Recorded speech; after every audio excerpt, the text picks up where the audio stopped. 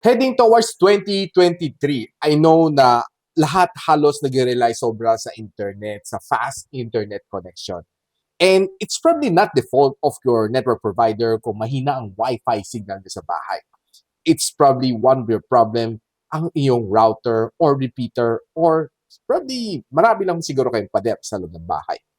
And I have here is the Huawei Wi-Fi AX3 na quad-core, which I believe would be able to help me solve that problem heading into 2023. Buksan muna natin. So hi guys, ako pala si Richmond, the Gadget Sidekick, and welcome back to my channel. And this is the Huawei Wi-Fi AX3 na quad-core. And simulan natin with a quick unboxing.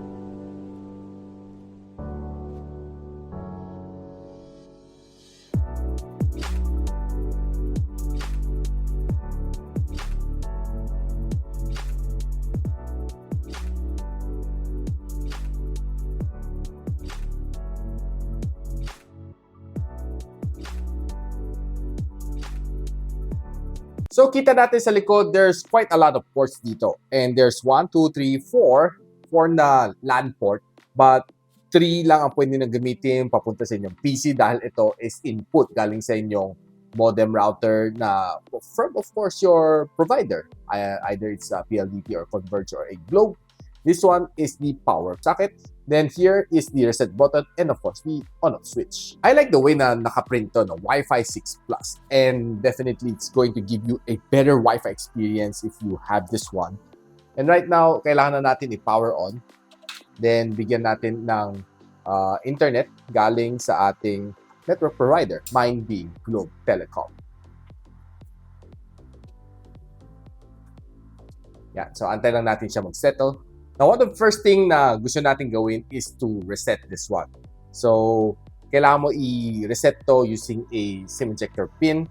So, pag pindot mo, roughly mga 2 to 3 seconds, mag-reset na siya. So, pindutin ko muna. 1, 2, 3. Yan, nakita mo nag-off ng route, ang ilaw nito, LED indicator.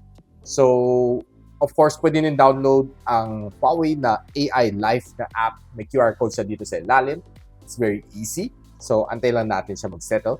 So, papakita ko sa inyo how to fully utilize itong router na ito.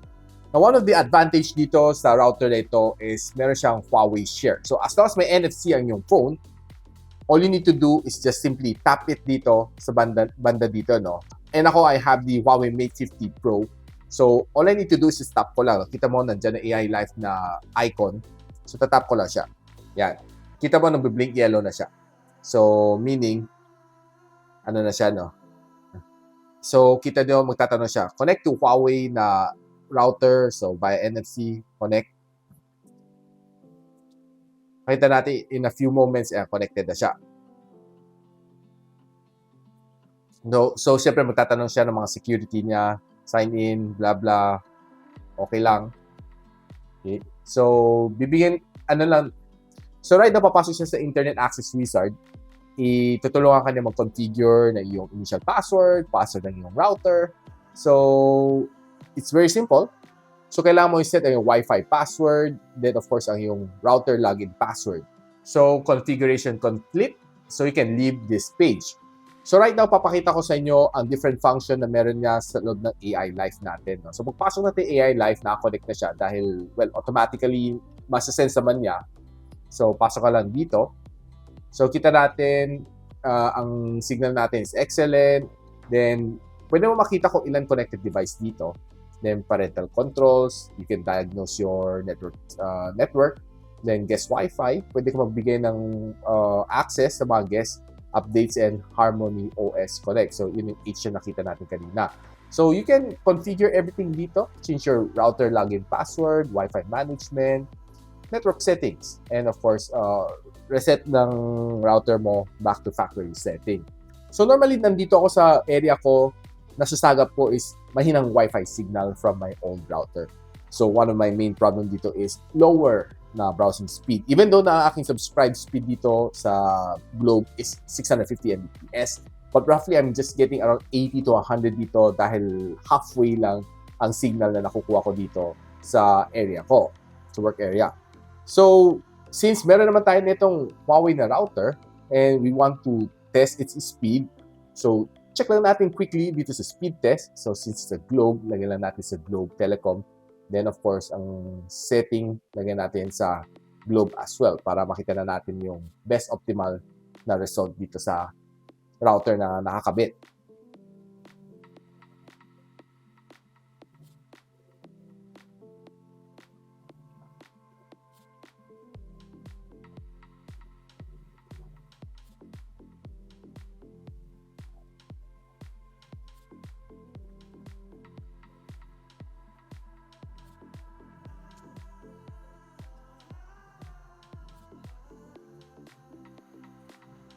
So yan guys, nakita natin, we are getting a lot better speeds dito as compared sa aking old router which can give me at around 80 Mbps. Ito sa bagong router ko, si HUAWEI na AX3 na quad-core. It can give me at around near 300 Mbps and upload speed at around near 400 Mbps.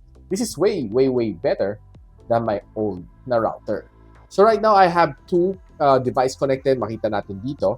So these are the two phones that are connected. So what I can do sometimes na if you want to limit, pwede mo limit ang kanyang speed dito. So lagay mo lang speed limit. Let's say bigyan mo lang siya ng 100 Mbps. And maximum download speed niya is also 100 Mbps. So once na sinet mo to, makikita mo doon sa other device mo is naka-throttle na siya. Hindi siya maka-go beyond ng 100 Mbps, which we would try right now.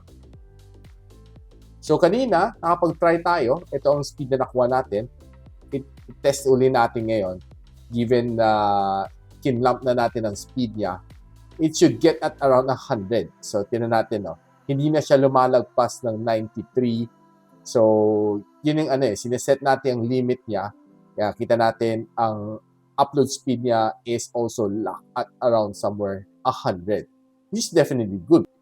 So if you have kids at home, the parental control would be good dahil you can limit yung time of usage ng mga bata nyo sa bahay, what time lang sila pwede gumamit, what time kailangan hindi sila pwede gumamit, naka-restrict lang siya.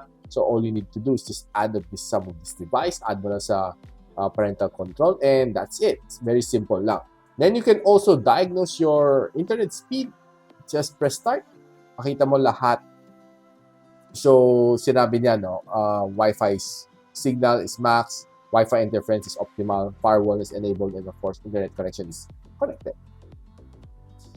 Guest Wi-Fi. So, pwede ka mag-set ng guest Wi-Fi. So, meron siyang sariling Wi-Fi na guest name. Then, pwede ka mag-set ng Wi-Fi password. Then, of course, duration. Depende sa'yo, no? Pwedeng no limit.